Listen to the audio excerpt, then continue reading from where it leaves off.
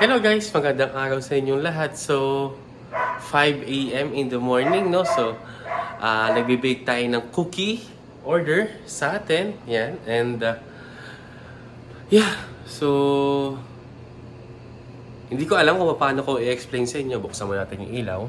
Yan. Kung paano ako nag-switch ng ganito, sa ganyan, and all. And, paano nga ba? Paano? Siguro sa mga ibang vlog, i-explain ko sa inyo kung paano, no? Hindi ko lang ma-explain ngayon at biglaan lang na nakaisip tayo mag-vlog ngayon habang nag-iintay na maluto yung ating mga cookie orders. Like that. So, nag-timer na. And, yan. So, yun. Paano nga ba? Short lang to, short video lang to, no? Para ma-update ko lang kayo kung ano na si Pudoy's TV ngayon at bakit hindi nag-farming, no? Ayan.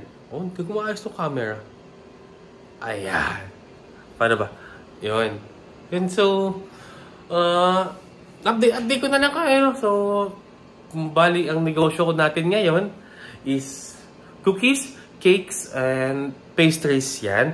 And pwede kami mag-supply sa inyo, coffee shops, kung meron kayo, ng cookie, cheesecakes, even though cakes, no? We can do personalized cake for your coffee shop.